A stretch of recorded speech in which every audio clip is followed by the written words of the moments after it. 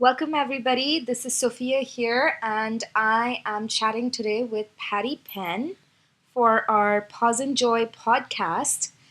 Patti Penn is the founder of pawsandjoy.com, and she is from Scotland. She used to work in London for a very long time, and she's been in Los Angeles since 2005. And Patti is a Reiki master teacher, which is what led to her founding of Paws and Joy, which educates and empowers individuals to connect to their spiritual conscious energy since 2011 now. So hello, Patti. Hi, Sophia. How are you? I'm good. How are you? Good. Well, Patti, thank you for joining for the podcast, and I'm excited to have you here, and I would like to chat with you about your journey with Paws and Joy, so our audience can know what is Paws and Joy and what do we do. Thank you. Thank you for having me. So let's get started. When people hear Reiki, they're like, "Oh, it's something to do with energy." So, how did you get connected to Reiki? Well, when I was little, like 2-3 years of age, I had been exposed to energy healing and spiritual conscious energy and intuition. So the concept to me of spiritual dimensions and energy wasn't as alien as maybe to other people. So when I had heard about Reiki, I understood what it was. And later on, I wanted something that was recognized and structured in such a way that, because I wanted to do it with my family, and I can go into that later. But, for me, Reiki was probably the most well-known worldwide of energy healing. Recognized. If you go to Russia, there's people that do Reiki. If you go to Brazil, there's Reiki masters. If you go to Spain, there's Reiki masters. If you go to India, people know Reiki. It's everywhere in the world. Yeah. So, and I wanted to learn from someone that really understood the medical model. So my teacher I had met lots of Reiki masters over the years that I was not gravitating towards, because I had been brought up with what some people would consider the spiritual woo-woo stuff. And so I knew all of that side, and I wanted someone who was working with it in a hospital or medically. And my teacher actually worked at the Beatson and had studied alternative medicine at Napier University. And she was working in the radiography department for 25 years, probably 35 years now. But yeah, that's who I chose to have as my teacher, because, my father had depression, and I needed to have this bridge between this energy work, the clinical, into discussing things with my father's doctors. Yeah. And a lot of people think it's either or. You can't have both. If you're doing Reiki, you can't approach a medical doctor, or if you're doing medicine, you don't go in Reiki. But a lot of clients that come to you are actually seeking as a holistic, which is just both the worlds. Well, they want an integrated approach now, I believe. And I have a lot of physicians that even, come for Reiki, do EFT with me, do Access. They understand that this is, we need a more integrated, holistic approach to the psyche, to the soul. Because psychotherapy, psychiatry, and psycho means the soul. So that's kind of like this realm, which is spirit. So when you don't approach the soul, you have a lot of fractures, and you have a lot of things that are misaligned. True. And we have been increasingly dependent on a lot of Western medicines, but they keep resolving the symptoms, but we never get to the root causes of so many day-to-day illnesses. Well, yes, because day-to-day illnesses, like migraines or simple things like that. Well, when you have day-to-day illnesses being the pain that you never spoke to your mother before she died, or the suffering of lost love, or that you blew your dream and you live with regret and you live with guilt and you live with these things. They're not the kind of things that you want to sometimes go and dig up and talk True, about. yeah. But eventually you will be forced to face them.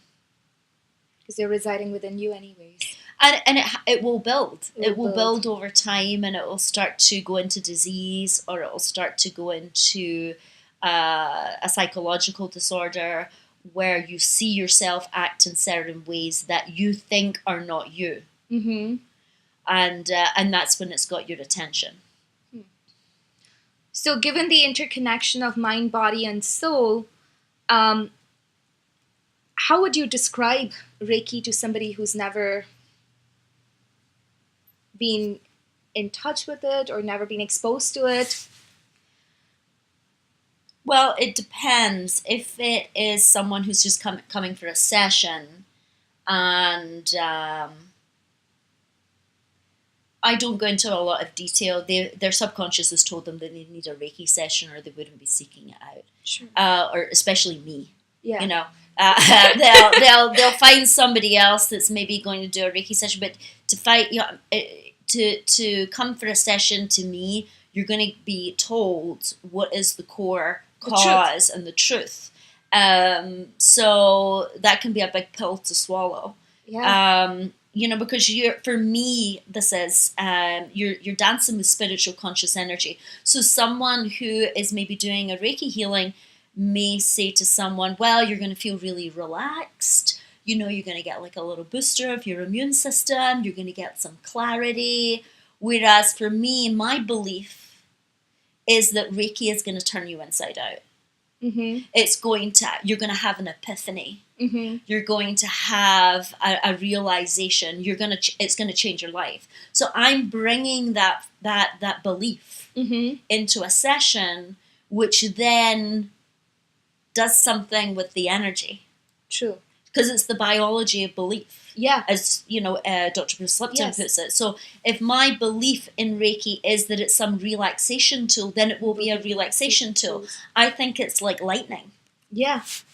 Why do you think so many Reiki practitioners have only almost like just scratched the surface and go more into the relaxation of using this as a, like a booster instead of, like you said, the belief that it will turn inside out? Well, I think it's what you're comfortable with. Mm-hmm. It's like when you go to yoga and your teacher has told you that yoga is fitness, Mm-hmm.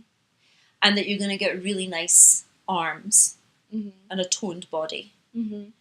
And we're not going to do any of that weird breath work stuff.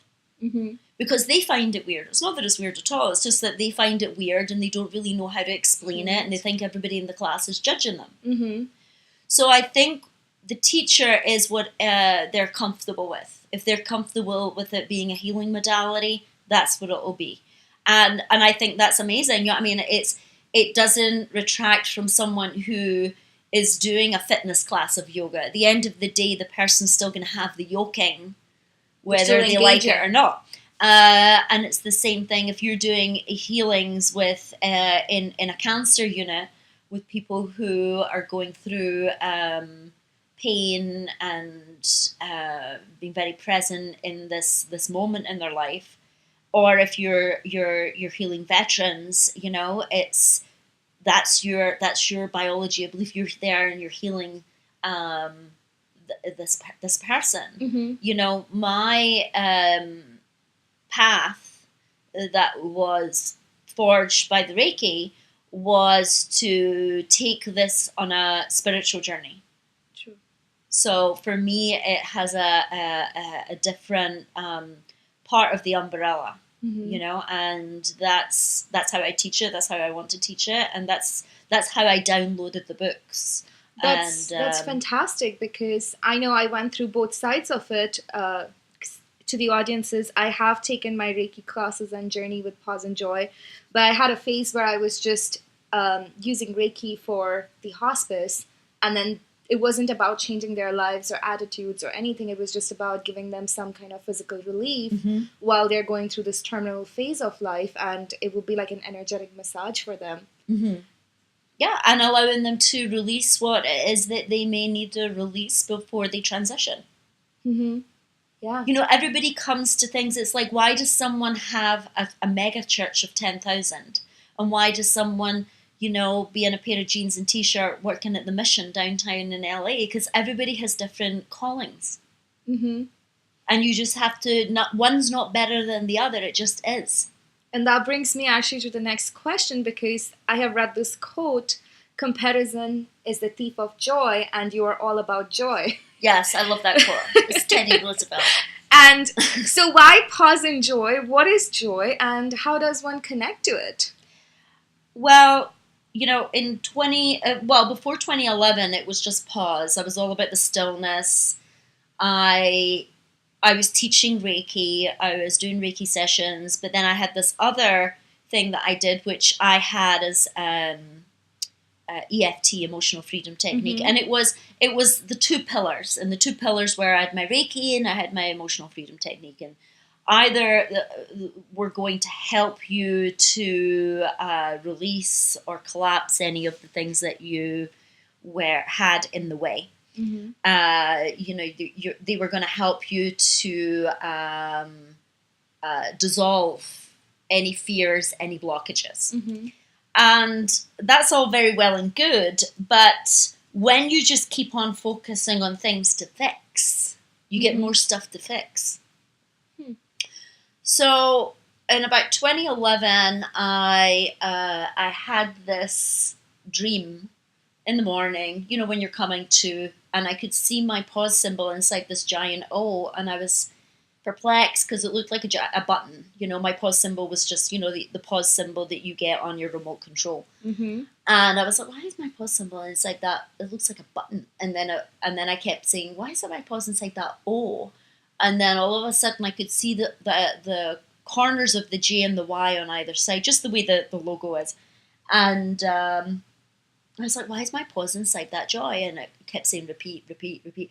And I was like, why is my pause inside? And then it was, oh, it's Paws and Joy. And that morning I got up and I was like, oh my God, I've got to change that website. I have to go for GoDaddy. How much is this going to cost? I mean, and yeah, because that's, you go, instead of saying, oh, the joy of having, you know, a message coming from another dimension, it's like, oh, no, I have to change the website. Our common reaction to change. Exactly. And I did. Yeah, I moaned about it. That's, you know, but I changed it. And I started Paws and Joy. And I really didn't get it for a few years, really. And then I started to realize that if we just focused on our joy, because I was all about the teachings of Joseph Campbell, you know, all 4 books are the hero's journey. Mm-hmm. And they're based on the hero's journey. If you know it or you don't know it, you're going through it. And he was all about follow your bliss. So for me, it's about, okay, what's your joy? What's your passion? Do that. Enjoy what you're doing, you know. And even if it's to get to another place, you can't hate being a waiter trying to be an actor. Uh-huh. You can't hate being in the accounts department trying to be a writer. You have to enjoy that you are in this temporary position, because at night you're going to go home and you're going to something. Yes, it's appreciation and gratitude of where you're at. Because when it happens, you're never going to be in that position again, right? Yeah. So when I focused on the joy, it meant that we weren't fixing stuff, but it didn't mean that we didn't shoot down the fears and the blockages while we were focused on joy. Okay, I'm going to go towards my joy, but I have this fear. Oh, I'm going to go towards this joy, but I have this hereditary stuff from my parents about money. Or I'm going to go towards my joy, but I have this who do I think I am stuff coming up. Mm-hmm. That's, you know, family lineage, or it's culturally or whatever. So that's really what it is. It's to focus on your joy, bring joy into the world, be the joy bringer, while we start to clean and shave away at the stuff that is snapping at our ankles. So what do you define as joy? How does one recognize joy in their life? Well, for me, it is enjoying a moment, because it's not enjoy, it's enjoy. So when I'm eating a meal with you, say in a restaurant, and someone says, "Oh, enjoy your meal," it makes me very present that we're together, and I'm enjoying your company, and I'm enjoying the food that had been made for us, and I'm enjoying the ambiance, and I'm enjoying being present. Mm-hmm. Yeah, and finding the joy even in things that, even if I go to something and it's a talk and I don't like it, I enjoy. Oh yeah, I should have listened to my intuition and not came to this thing tonight. because I was Enjoying right. that confirmation. Or enjoying what is it that is really resonating with me? Why am I having such a reaction to this? Uh-huh. And enjoying the insight of what it's going to give me. Oh, wow. Yeah. We think about happiness and sadness, but we don't think about Well, joy is excruciating. I mean, you just need to watch someone getting an Oscar. Uh-huh. And it's excruciating. I mean, they're like sobbing, their makeup's running if it's a woman, guys their throat chakras closing up. Because it's that moment where you're being recognized for all the struggles and all the rejections and all the people that didn't believe in you and the people that did believe in you. And it's that moment of pure joy, mm-hmm. which has suffering in it as well. So I don't think joy is this kind of saccharine like poster of me standing in Malibu, at a sunset going, yay! I think people are over that. Yeah, they can sense the sugariness of it, yeah, the pretense of it. The pretense of it, and it's fine, but that's not what you're going to have things happen in your life. You're going to have people die around you. You're going to have your pets are going to die. You're going to have a cold, because your autoimmune system is resetting itself. You're going to have things that occur, and you need tools. Yeah. Because you're going to lose friends. Yeah. Your friends are going to lose everything is changing, and you need tools to get through those changes. That is so true, because a lot of the tools, like my life personally has changed 180 degrees since the past 5 years now. Oh, please. It's like a 360. Like 2 times. Yeah. And it's still changing. Yeah. It doesn't stop, but just having the your reaction to the changes is changing. Yes, and the focus to the joy really stabilizes some of the changes that happen. Mm-hmm. And so you talk about joy and somebody winning an Oscar, but what do you think is our biggest block to our own joy?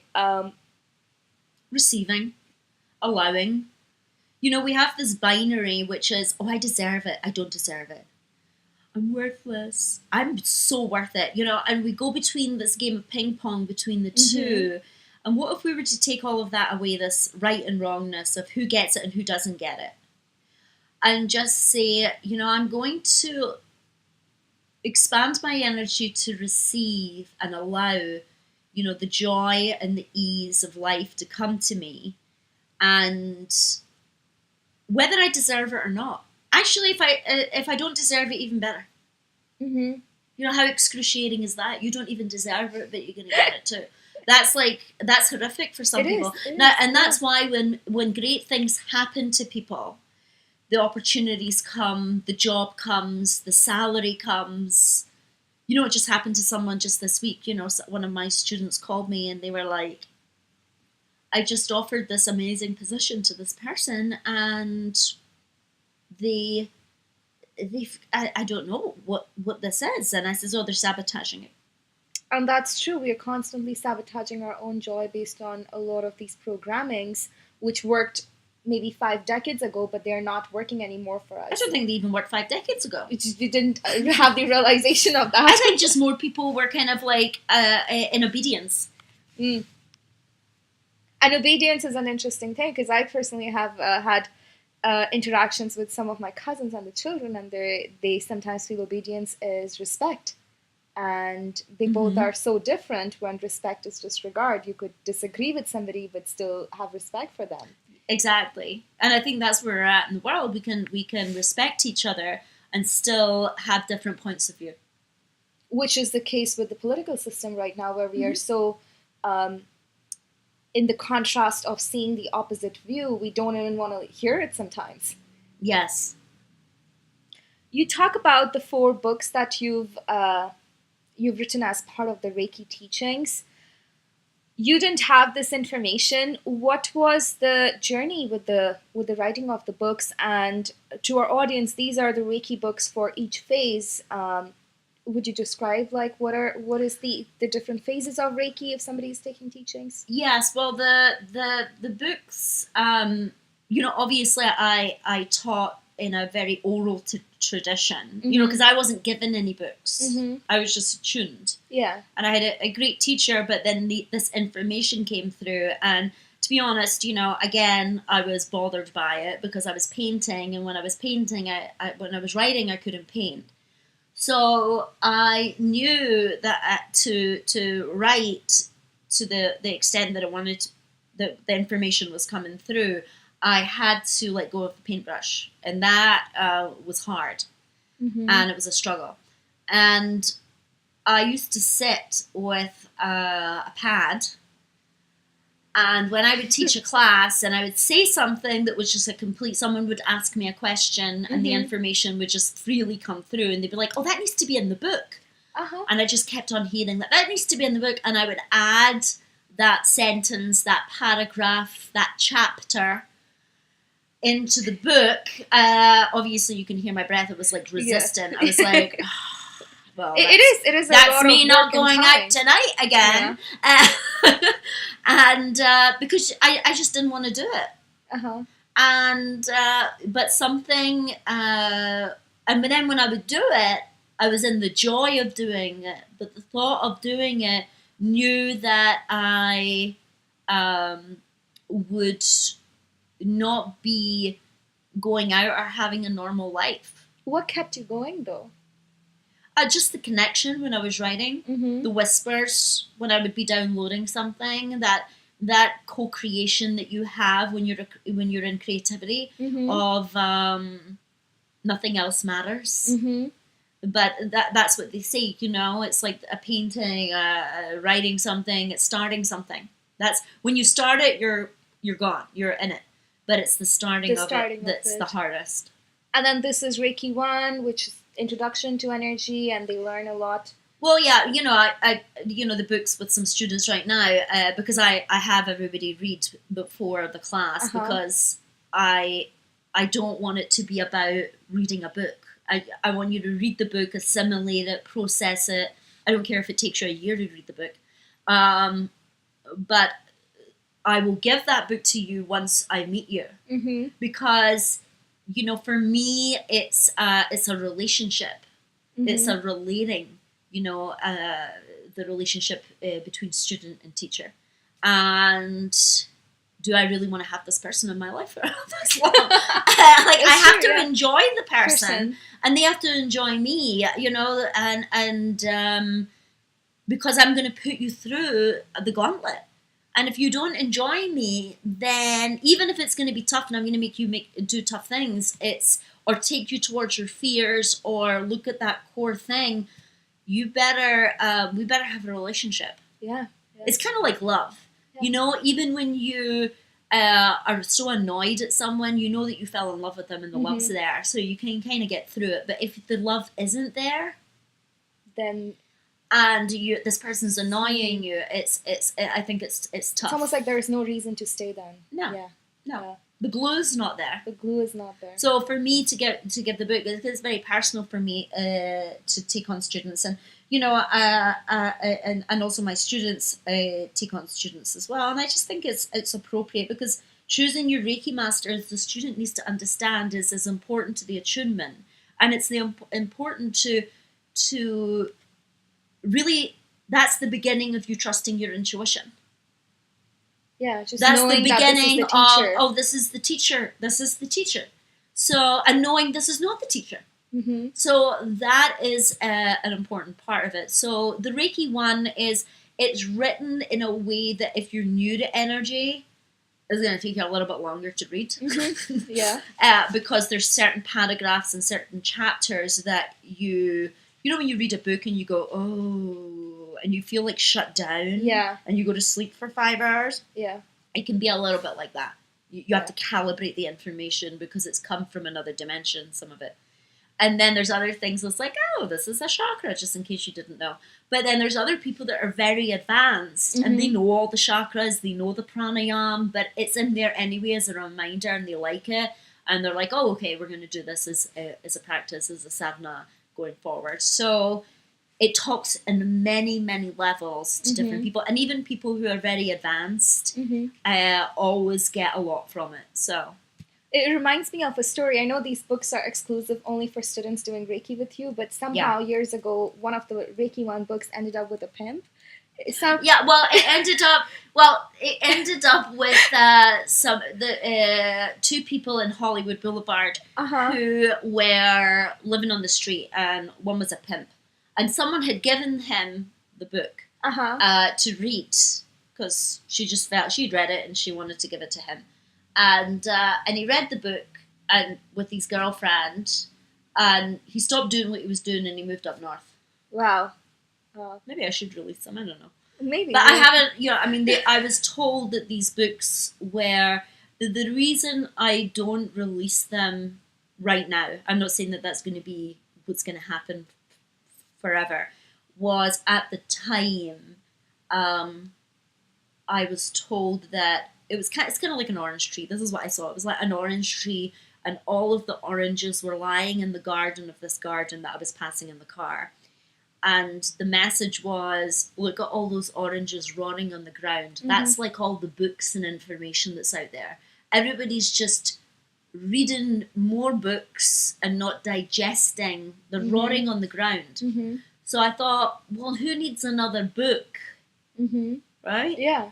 Without the work. Especially with the internet. You without Google the anything. work. Yeah. It's like you have to do the processes and you have to do the work. The practice. Or it's just more repetition and reciting what you know, but you haven't seeded. It's like a mantra. Once the mantra seeds, you always know it. And it becomes part of you and you do the mantra. Whereas you can know a mantra and never chant it. Yeah. So that's the reason why they're not released. But hey, that's not saying that they're not going to be in the next, because I'm very fluid when it comes to energy. Things change. Yeah. So, was your intent to teach Reiki when you learned it? No, I was completely selfish. I wanted to do Reiki to see how it had changed my art. And how did it change that? Dramatically. People saw my paintings before and then after, and they were like, oh, did you go and do some art classes or go back to school? Wow. And then I wanted to Reiki my dad's head. And you said he was going through some clinical depression. Yeah, and so that's what I wanted to do, and I wanted to do it on my dad's head and also on my canvases, and that was my only reason. That was my intent that I was really stuck on. Like, my teacher was like, you're still going to teach, and I was like, no, I'm doing this for my art. Don't be throwing that boomerang at me. And I was so resistant because I knew, the only reason I was resistant because I knew she was right. Yeah. She was always right. She said to me, you need to go learn EFT. And I was like, is that crazy tapping thing? I says, it's enough with the invisible force.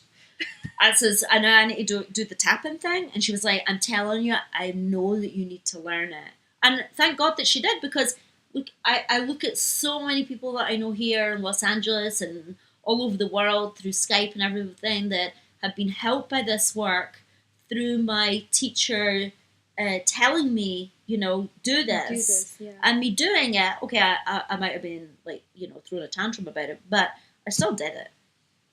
And what changed your mind for doing it then? I just trusted my teacher. Mm. Whether I think she's right or wrong, I go to trusting my teacher. That's a big one, because a lot of times people come to a teacher and they don't want to do what the teacher asks them to do. Yeah.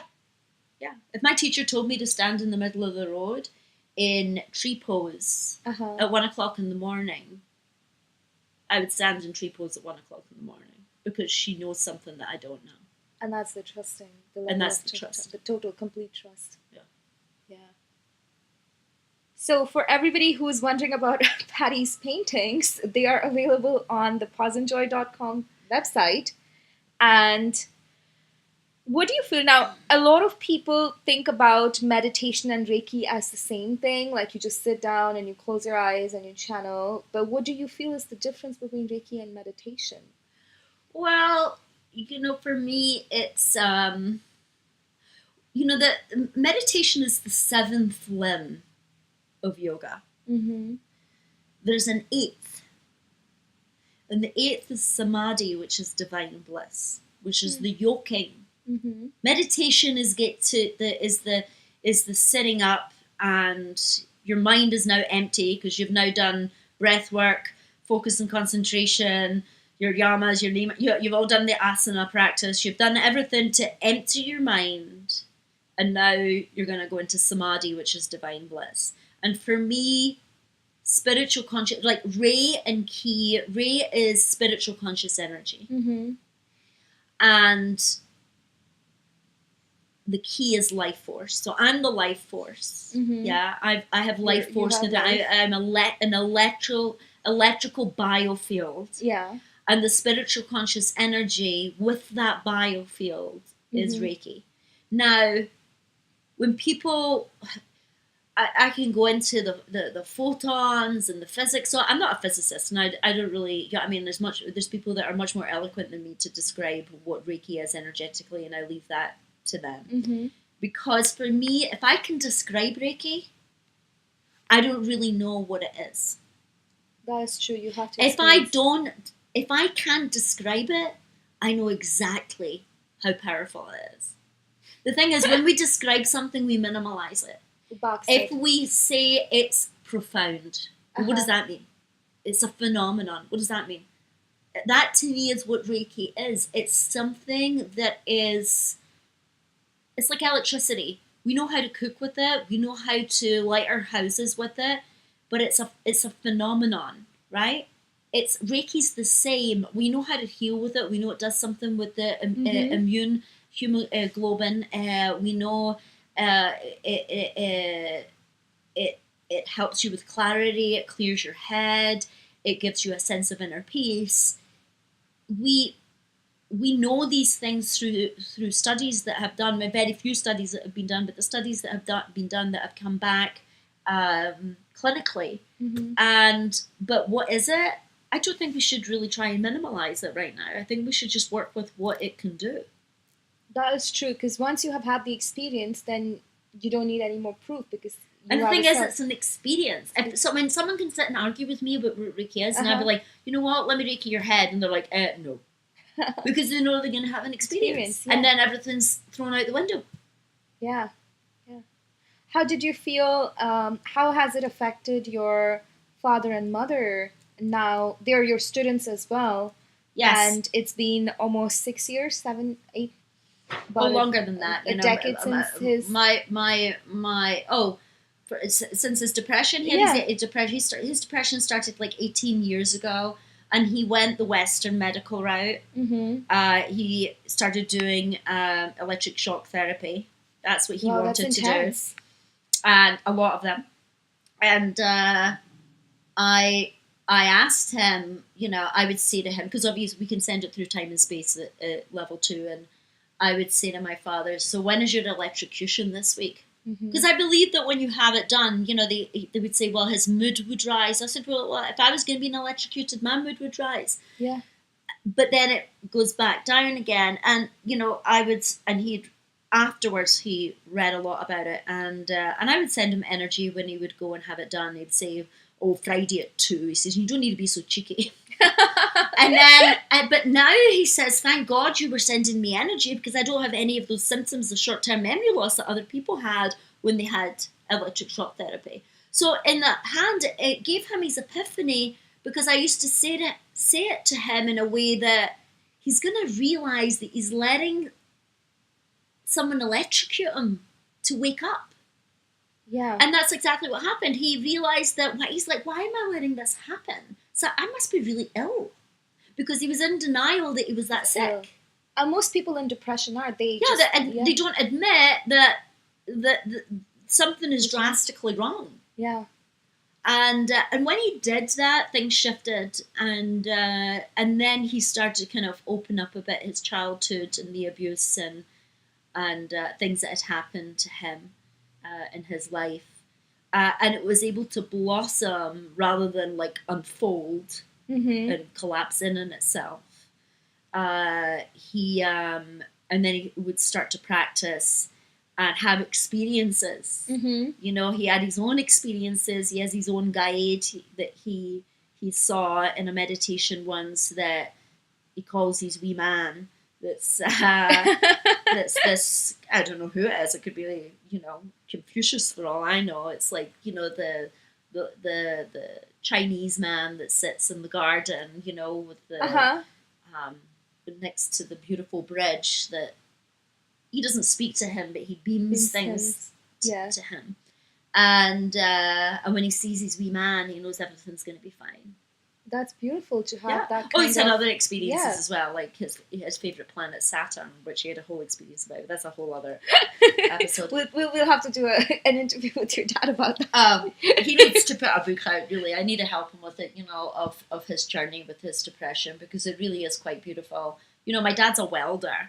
He's not somebody that was, well, he was, you know, I mean, he was around it even when I grew up, but he didn't like it. It frightened him. You know, he was like, oh, it's like you and your mother doing that stuff. Because it gave him, you know what I mean, because he knew something was going on and he could feel it, and he was like, it gave him the heebie-jeebies. Wow. Yeah. And because he knew it was powerful. And that was the beginning of his healing. You know, in Glasgow at that time, to find a healing place, you know, you went to the Spiritualist church, and my mother, you know, and my grandmother used to go to the Spiritualist church, and we went one night because they were doing like a healing circle in this East End of Glasgow. If any of you know Glasgow, and it was at the bottom of a skyscraper, you know, in a council estate. And we go in, and we have a beautiful evening. And there was this man, and he had, you know, the tattoos that are on your fingers that are like needles, done by needles, like really not like done by Kat Von D. And he was smoking a rollie outside, and you know what I mean, you saw that this man had been through life. Probably like it looks as if he had done 10 jail sentences. Oh my God. And he was one of the healers. Wow. And my dad was sitting in the car because he didn't like coming in, and we were having such a good time that he was forced to come in. And he was like, "When is this finished?" And the man with all the tattoos, he says, "You need to sit in the center."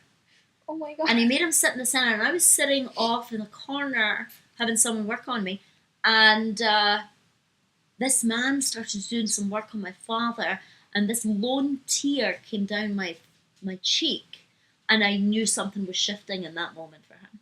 And that's when it started. It wasn't, you know, me. It was this one man. So thank you to that man that and you know, did that healing on my father. It speaks a lot to once we grow into adults and our parents grow into old age, we, I think it's out of in the name of misunderstood sympathy, where we let them be and they stop having the ambition to improve themselves. Because my mom had the same thing where she's like, oh, I'm 60 years old now, and then Reiki changed her life up until and that shifted a lot of things for her as well. Well, my mother doesn't have cancer anymore. She had cancer. She had cancer. You know what I mean? She was 3-4 stone overweight. You know, my father hadn't driven for 10 years. You know, he was that bad. And she recently recovered from her arthritis. So there's been a lot of shifts for them, and they're still working on it each day. Yeah. You also have worked with veterans and people with PTSD, people with child molestation. How do you feel their transformation is different, or is it the same when somebody just comes for like an improvement in life? Well, PTSD is a loop. Yeah, it's a loop of a lot of things, and the people feel like they're drowning in this loop. And they're replaying that same trauma. Replaying the trauma, or they're suppressing the loop that's still there, that's underneath everything. And they go around in this fog of forgetfulness that they want to forget. They're trying to forget. Mm-hmm. Either through their own psychology or through, suppression, through alcohol or drugs or whatever, because they're all just painkillers or food. I mean, that's another one. Food is a big addiction. And they've disconnected from who they really are. So, when you can rewire that and you can help them dissolve that and take away that loop, it is really beautiful, because they're free. Yeah, and their family members are free because now they see their person come back. Yes.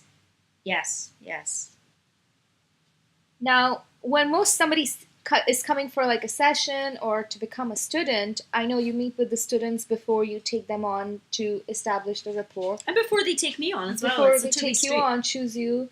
And what is it that a student can expect from a Reiki master teacher such as you? I think for me, I think you get the teacher that you want, you deserve, or you are manifesting, Mm-hmm. Or creating. And if that's a teacher that is going to challenge you, that's going to be the teacher that's going to challenge you.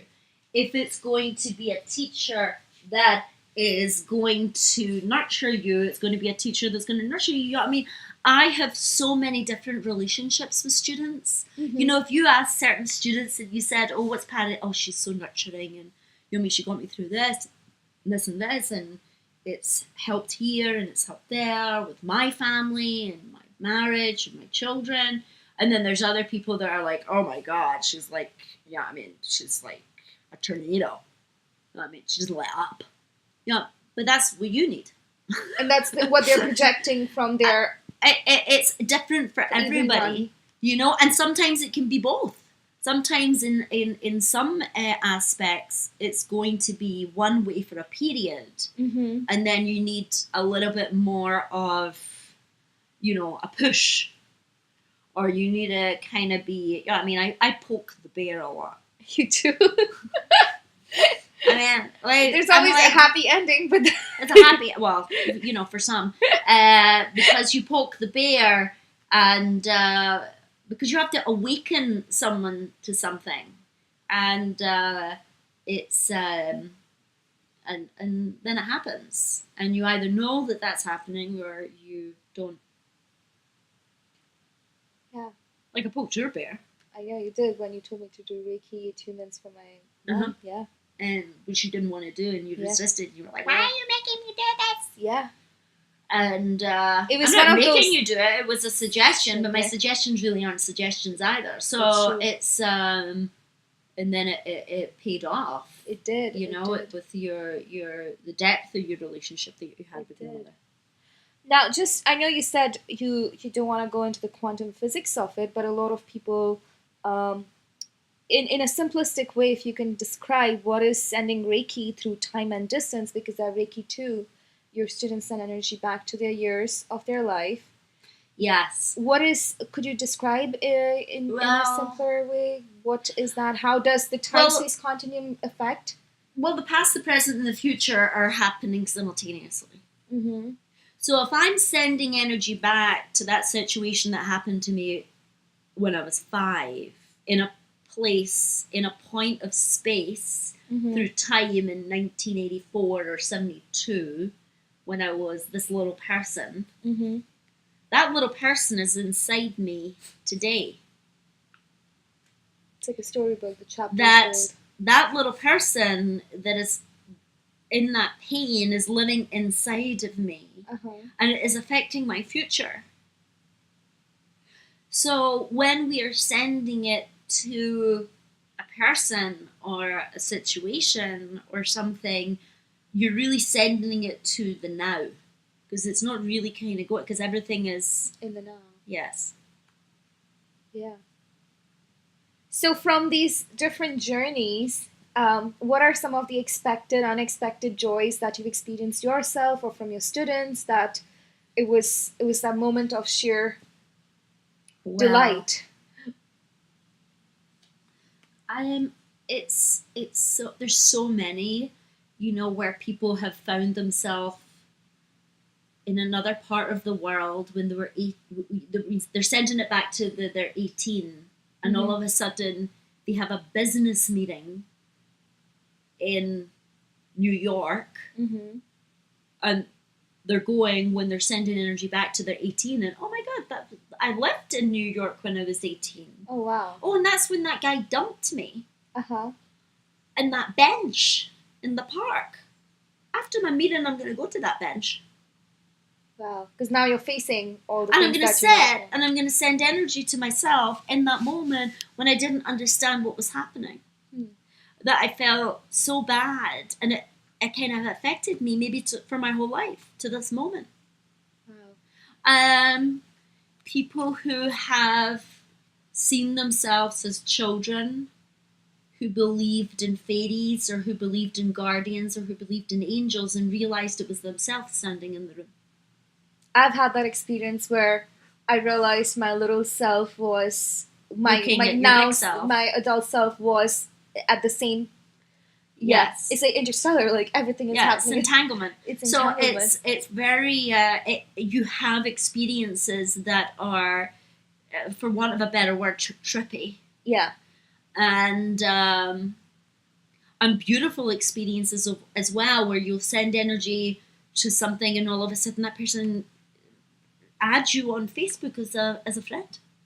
And they're like, oh my god, I found you, I can't believe it, blah blah blah. I don't know if you remember me, and you're like, wow, this is really trippy. It is. So there's many, and I've had people that have sent it to situations, and then they've met their partner the next day, because they've got rid of something that they were holding on to that was blocking them having relationships, or, they've made peace with, like my aunts had lost both their boys, and we sent energy to the night of their passing.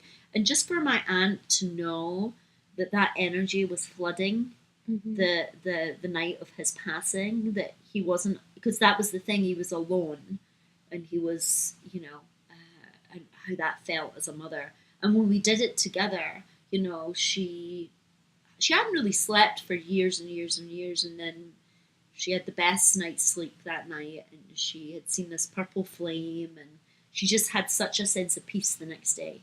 Wow. So there's things that are, there's too many things to go into, and there's things that are private that people don't want to discuss, and until, if I wrote a book on it and students wanted to, tell their experiences, then it can only be done. I see the miracles and the experiences every day. What am I going to do? Go around tooting it? Being like, oh my god, I saw this joyful thing happen today and this healing. I have to kind of keep it to myself. Yeah. Well, we have on your website, I see there's like a list of testimonials, and each one you read and it takes you in a different space. Exactly. Like, just to know that what kind of an experience and shift that was, like very, very profound experiences from students and clients. Yeah, like, one of the experiences that is online that Marcel shared, he admitted to something, he went to jail for a week, and he did his Reiki wand before, and he did Reiki while he was there, and he had the most profound experience. And then when he came out, he changed his life. He went to another city. He had this amazing job, and now he's doing incredible things. And that's what he wants to do. He wants to, when he, gets to a certain place financially, he wants to put in a program into the prisons. Yeah, because that resonates for him. And we all have different things that resonate with us. Some people it's hospice. Some people it's going into the cancer hospital. Some people it's the jails. Some people it's the veterans. Some people it's the children. There's so many different things we can be using this with. Yeah. And speaking of children, you do have a 5-year-old Reiki 1 student. Oh yeah, I have 2. Uh-huh. And they're about to just do their Reiki 2. They're now 7.5, 8. Mm-hmm. So, and they're amazing. Uh-huh. You know, incredible. And they have a connection. They've been attuned to, and I'll briefly tell you the story. The 5-year-old had said that he liked to go to Disneyland, and he liked to go on the bumper cars, and he loved the bumper cars, and he liked to play with his friends on the bumper cars. But there was a new ride in Disneyland called Otypica, and it was a proper car with a proper engine, and if you smashed it, it broke down, and the mechanic came, and your dad would be in there with you, and it could be very expensive. And I don't even know why he told me this story, but it was a great story anyway. I haven't recorded. And I said, well, that's kind of like life. Sometimes you're in a bumper car, and sometimes you're in an Otypica. And he says, well, which one? How do I know which one to be in? Yeah. And I said, well, that's why I have to do the attunement on you and tune you in to know when to be the bumper car in life and when to be the Otypica. Yeah. And he said, and he hit his mother on the arm. He says, why did it take you so long to bring me here? Oh my God. And we just looked at each other and laughed. Yeah. But yeah, so he's doing his Reiki 2 in May or April with the little girl. I have 2 of them. And then the little girl's little sister, who's now 5, she's told her mother that she's ready to do her Reiki 1 as well. Wow, so this is the new generation that's coming up with this connection already. Yes, because they want to trust themselves, they want to know, they want to be tapped into their knowing, they want to be tapped into the joy, they want to be tapped into the ease of life, they want to be empowered. Yeah. But in a way that, the boy had said, the mantra that I had given him when he went on the roller coaster, he said, everything's words, Patty. If I hadn't been saying I am brave, I am brave, I am brave, I'd never got on that roller coaster and never enjoyed the ride. Wow. And he said how many of us are missing a ride just because? Well, he said that. He said everything's words, it's what you say. Wow. That was when he was 5. Yeah, it makes us all wonder about where are we not saying I am brave. Exactly, and he's, these kids are just so tuned in and amazing, and I can't wait to see what they do with it. Yeah. For the next generation. So you've digged into a lot of your books talk about ancient cultures from around the world and different religions and different practices, and you've had some bits and pieces in there. What do you feel is the difference between religion and spirituality? I think spirituality for me is an experience. Religion is about looking at a person's experience, spiritual experience, and decoding that and drawing moral code from that and law from that. And that is a religious set of laws and moral code. For me, spirituality is to be in spirit, to experience spirit every day. So I want to have an experience with spirit. Some people don't want to have an experience with spirit because they're like, I don't want any part of that. That was my dad, right? He was like, I don't want to know spirit. I don't want to be taken on any journey. I don't want to have any kind of vision. Yeah. He was like, I just want my meat and potatoes and sunrise to sunset word. Exactly, and say a prayer. But now he wouldn't have it any other way because now he wants the experience. And he wants to have more experiences. And I think people also, and I think some people want both. Some people want to have, religion is beautiful in the sense where there's a lot of rituals. Yeah. And there's a lot of ceremony. And there's a lot of fasting. Every ancient religion fasts. Because it gets you to see your ego. Right? So there's a cleanse happening. And I think there's something to it. I think there's something to ritual and ceremony, and I think it's important. it brings people together. It's the gathering, It's a community. It's the community. So I think a little bit of both is it's fantastic. I think in years from now people will say, "Oh, what are you?" And you'll be like, "Oh, well, I'm a Hindi kind of Buddhist." Yeah, because we're having so many interracial marriages, like you Jewish yogi, yeah, right? Or Reiki, whatever. I think it's going to go. It's blending. It's blending. I think people are very interested in other religions. I think people are like, so when was the crossover between this and that? And people are kind of putting it all together. And for me, it is what always interested me. I grew up in a mixed religion, coming from Glasgow. That was a big thing because no one really did that. I mean, you married a Catholic married a Catholic, and a Protestant married a Protestant. And both my mother and father were mixed. My grandparents were mixed. So I never really kind of got that. And very early on, I was interested in what they were all saying the same. Not what they were saying differently. I was trying to join Kabbalah at age 12 when there was no Kabbalah Center in Robertson. And they were like, "Who are you, this little curly-haired white girl, that's wanting to join the Kabbalah Center?" It's like, you're not even Jewish. Yeah. And it's like an alien person. I was like, okay. And back then you couldn't. You had to go to a mystical alternative bookstore. It wasn't. There was no Amazon. Yeah, true. So it's you had to go to these metaphysical stores, which we had one on the Bodhi Tree that was there from the 70s to the 80s, and that's where you went to learn about these things. There wasn't these centers. It was the same as yoga. You wanted to learn yoga, you either found a guru or you found someone, or you went to India and you learned it and you came back to America. Yeah. So, we're very spoiled. We are. We're very have spoiled. Very on-click information, resources. Yes, but that can also be a distraction because you have so many clicks that you don't choose one. We keep shifting. Yeah. You keep jumping from one thing to the other, never really committing to anything. To fulfillment. Yeah. So. How would you describe ego? Because whenever there's spirituality, there's always mention of ego. Ego is will.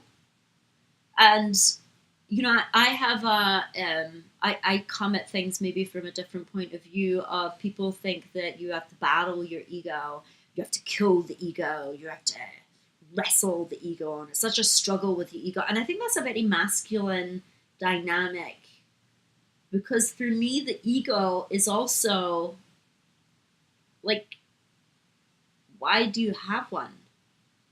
There's a reason for it, and it's the willingness to show up. Your ego is the willingness to go to that class, go to that yoga class. My ego was struggling at my teacher telling me to do this thing, but I was willing to do it. And for me, it's that balance between the ego and the higher self, because that is the human personification that I'm in this form at this time right now. This event that I'm having as Patti, and this puppet suit that I'm wearing is the ego. Now, what part of my ego am I feeding? When people are, when your ego, like when it's getting stroked, when people are stroking you, flattering you. I found that a few years ago where I had this strange sensation, and I thought, what is that? And I was like, oh, my higher self was like, oh, don't you like being flattered? And I was like, oh. Yeah, but it kind of felt like there was some other motive for it, and it was like, there was. There is. All true. And I was like, okay, whatever. So it's I think it's really a balance with the ego, and I think when we hate something and we struggle with something, again, we're focused on it. And what we focus on, we create. So if we're constantly focused on killing this ego, struggling this ego, battling this ego, the ego's got us. It's kind of like my dogs. If I'm always going to be chastising the bad behavior, they've got my attention. Yeah. The ego's exactly the same. Yeah. But I want to feed the ego with, that was good. That was good that you went to yoga, although some part of me didn't want to go. Or that was good that I meditated. I didn't really want to meditate today. Or that's good that, you went to the other side of the city because you didn't really want to go there. And you went. There was the willingness was there. The acknowledgement. It's just all a balance. True. So now, I just had another question for you. You talk about religion and then, going to India and coming back, when we didn't have a lot of resources on Amazon. The Indians believe in karma. How do you feel Reiki and karma intersect? Well, we're part of like a spiritual lineage. And I believe that we have ancestral karmas. I think we have cultural karmas. I think we have karmas even with the sexes. And I think that there's certain karmas that you balance and you balance with other people. And then something shifts when there's no more karmas to burn. And you move into your dharma. And you never know when that's going to happen. You could be balancing books with karmas your whole life. Or you could be doing it for the next 6 months and then it's done and you're in your dharma, your purpose. And karma is, it's also your seva, but it's also not doing any, it's that, I'm going to do good because I'm going to get it back. The intention. Right? Or the karma of doing seva is a good thing because I'm going to do it back. But when you do it because you're just doing it, because that's what you do. You're not doing it for some karmic chips. Yeah. You're just doing it because it feels, what else are you going to do? You're not doing it because it's right. You're just doing it.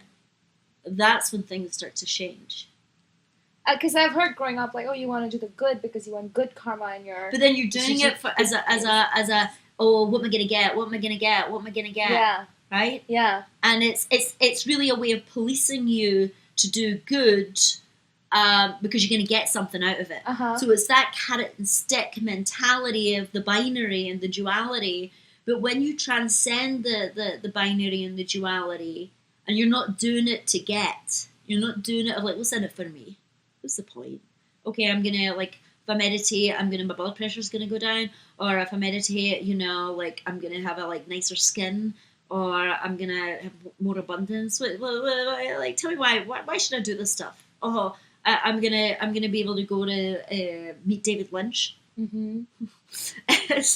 It's that gets old, and you know what? That cycle will. I'm gonna get famous. I'm gonna be a famous meditation teacher. I'm gonna be a famous whatever.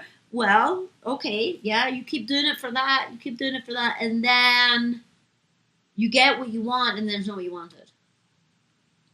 And then you do it because, what else are you going to do? What else are you going to do? What else are you going to do? What else am I Just going to do, enjoy like, the ride halfway through the month about a Reiki circle? What else am I going to do? It's like, okay, I do the Reiki circle. It's like, you've done the Reiki circle for 11 years, every month. I'm like, what else am I going to do? But, I feel that is... I have been coming to the Reiki circles, and it's such a... There are times when I know I don't want to go, but I still show up sometimes, and it's that feeling once I'm there, like you said, just starting and going into that. It's the same thing when you don't want to go for a run, or you don't want to go to yoga. What's that thing that doesn't want to do it? It's like it's the 2-year-old that when you realised it had will, right? When it threw its cereals bowl on the floor and it watched the mother pick it up, or the father, and it went, oh, look at that. When I throw my food on the floor, they go and pick it up. I have the willpower. Right? And then that little thing sometimes doesn't turn off. Yeah. And it might be cute at 2, but it's not so cute at 34 True. or 45 Yeah. or 67. Uh-huh.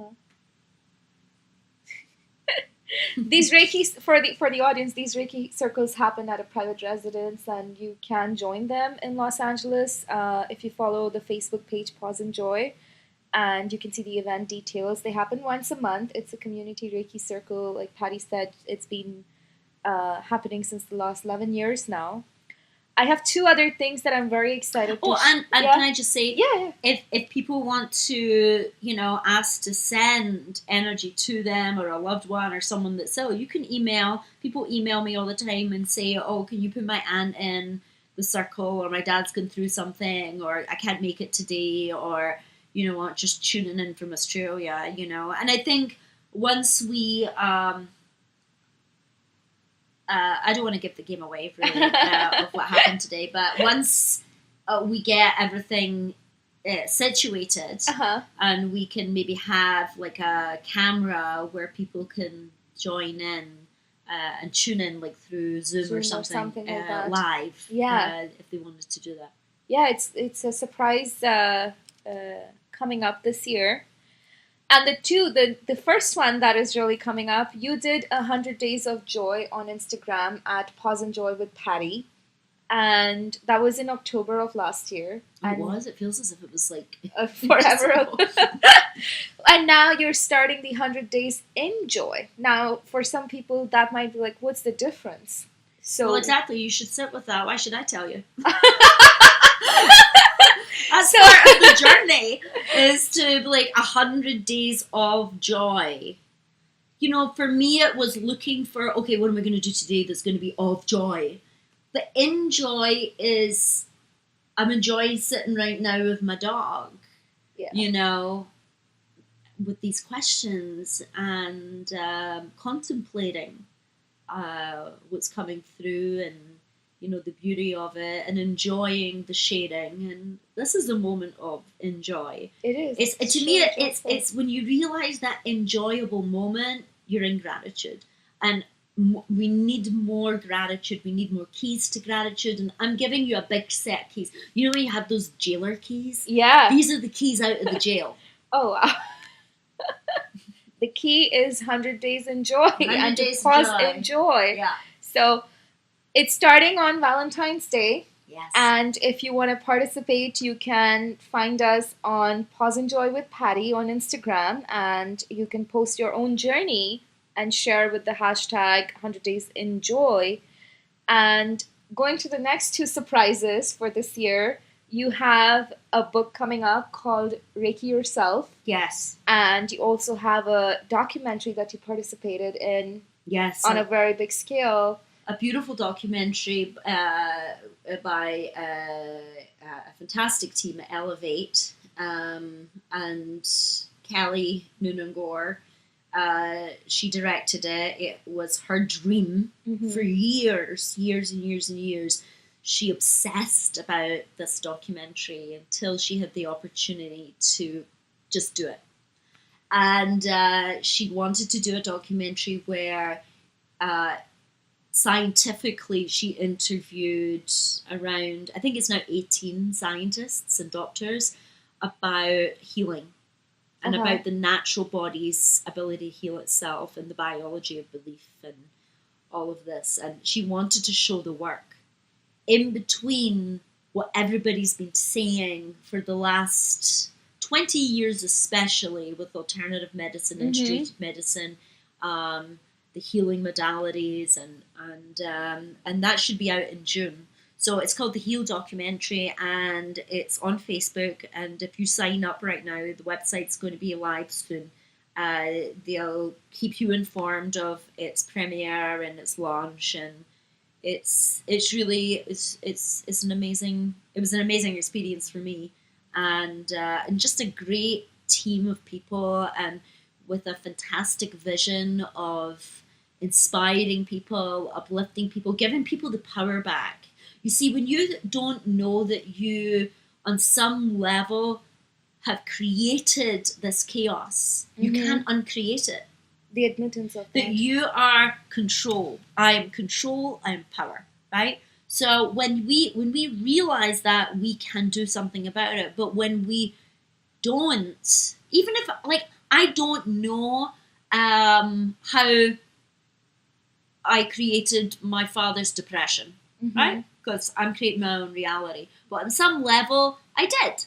Now, when I look back at my life, all my 20s was running away from this healing calling. And it took my mother and father, both of them at the same time, one to be in one hospital with cancer and one to be in a psychiatric ward. Wow. We used That's to call intense. it with the puzzle factory, you know, because they used to make candles and do other kind of weird things, and pottery. Oh my god! You know, so I used to say, "Oh, I'm going to go to the puzzle factory to help him," and it made me realize that it was also a manifestation in my life to be like, you knew you needed to do this work, and now you are being forced to do this work because it's right at your doorstep. What are you going to do about it? Yeah. And there was nowhere for me to go. You know, I had to face it because I knew my father's problems, psychology was emotional suppression for his whole life, about how he grew up, things that had happened to him in his life, things that were happening to him, how he felt worthless, how he felt, you know, just lost all hope. And my mother's had used physical disease as a way of processing her emotional tranquilization and instability. So both of them had just, it was almost like they were in the battle of disease, of who was going to win this. Oh, and I God. was like, okay, game's over. Right, two of you. And you were the only child. Back in your corners. Back in your corners, and let's take you both separately. Yeah. But let's look at your stuff and your together stuff. Not as a marriage, it was other stuff all around them that had been created. And even though my mother knew this work, she could spout it out. She didn't do it. And that's why, for me, I believe that the books are not for public consumption to gobble up and what's that word, you know, when you just binge on more information and vomit it out and not do anything with it. You need to digest what you're learning and practice it. Put it into practice, put it into this reality, this dimension, alchemize it into your life and transmute real things that are happening through energy, you know, because what we focus on, that is where our prana goes. You know what I mean? The prana goes where the eyes go. Wow. And prana is your life force. So if I'm looking down all the time like a depressed person, that's where my prana's going, down. And it's a practice over time. But if you're mulling over stuff, like how your life is just awful, and how you miss so many opportunities and you just feel like a loser. Not obviously, like, you know, on the surface, but that's running underneath. That's going to affect you over 10, 20 years. Yeah.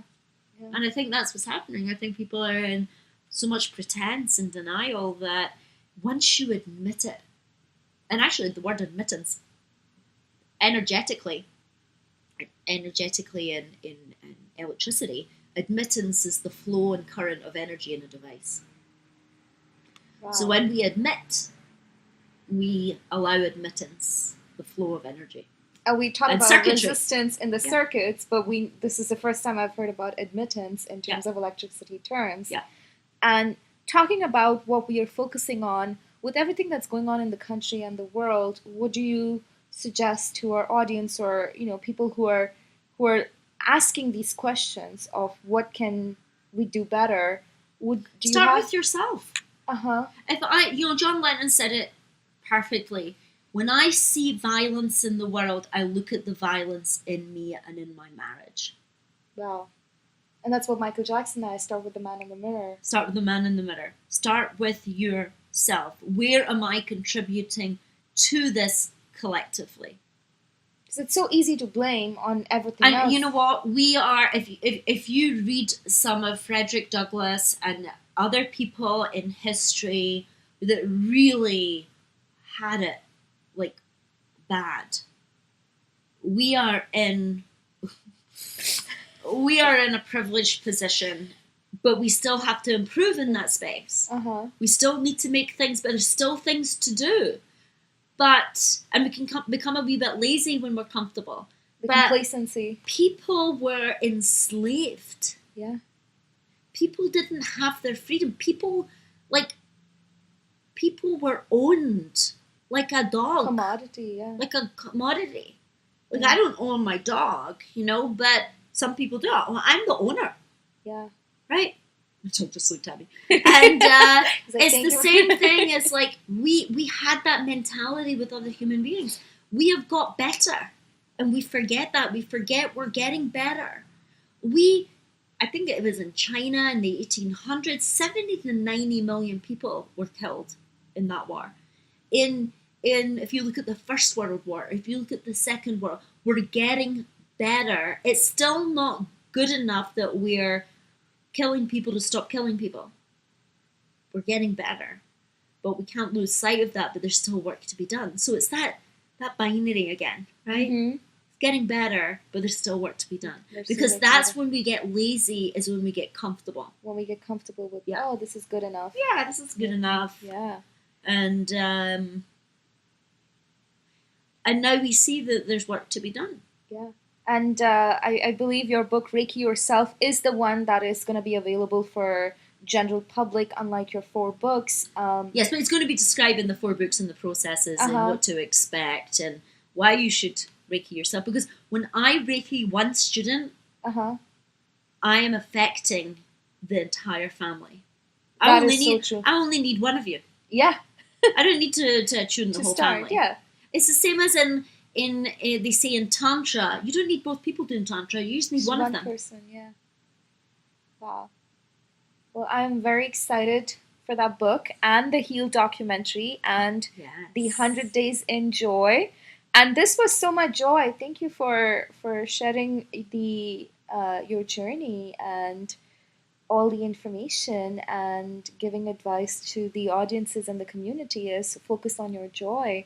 It reminds me of Mother Teresa, who said, I'm not going to an anti-war rally. If there's a peace rally, do invite me. And this is coming back in the circle.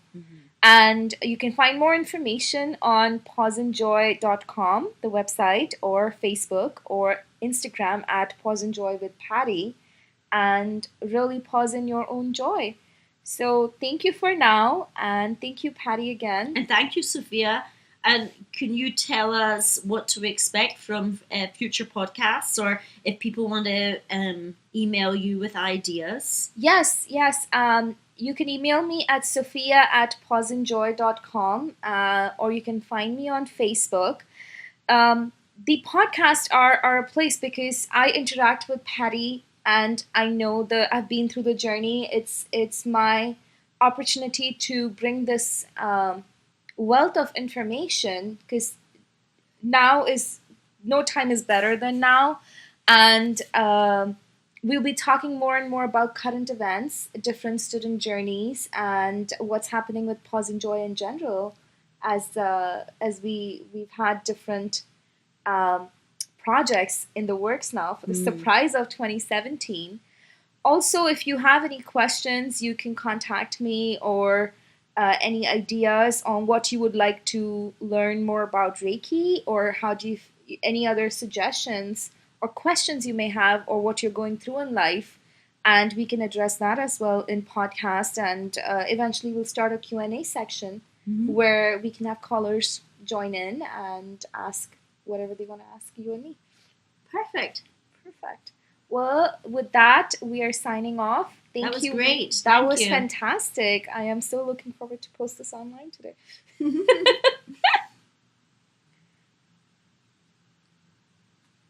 That was perfect. That was really good. Look at this. Look at this. That munchkin. It's such a munchkin.